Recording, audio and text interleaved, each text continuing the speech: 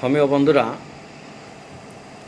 দিন দিন কঠিন রোগের সংখ্যা বেড়ে যাচ্ছে, রোগীদের সংখ্যাও বাড়ছে।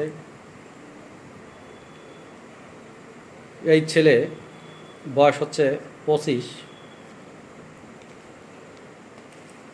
এই 25 বছরে একটা দুরারোগ্য ব্যাধিতে আক্রান্ত।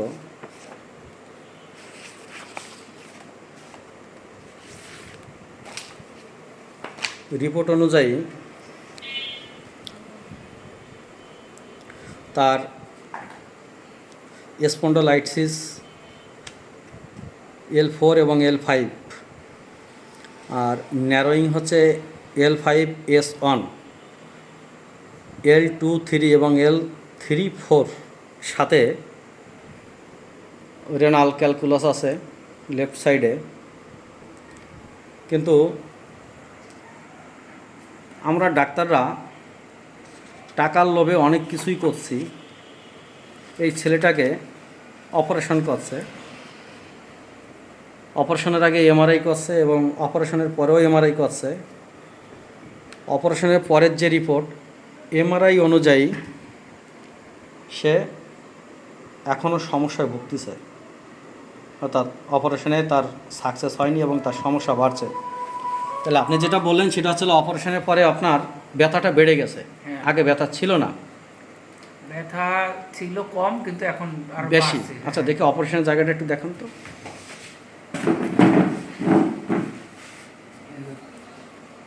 এই হচ্ছে তার অপারেশনের জায়গাটা। অপারেশন করে ছেলেটা প্রায় অকেজো, হাঁটতে চলতে অত্যন্ত কষ্ট হচ্ছে। বয়স মাত্র 25 বছর। এখন অন্যপ্যাথিতে এমআরআই রিপোর্ট এটা সেটা করতে করতে রুগীদের হয়রানি হতে হতে শেষ। যেমন টাকা পয়সা শেষ, তেমনি দৌড়াদৌড়ি করতে করতে শেষ। আমি কেস টেকিং করে পেলাম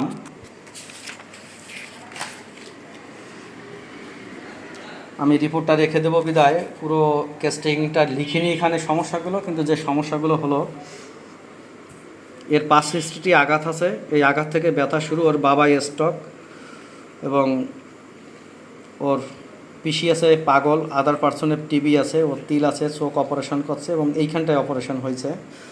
এর জল পিপাসা বেশি, রোগী গরম কাতর, মৃত মানুষ দেখে, উঁচু জায়গা থেকে পড়ে যায়, ভূতের স্বপ্ন দেখে বা ভয় করে, পিছনে কেউ হাঁটে।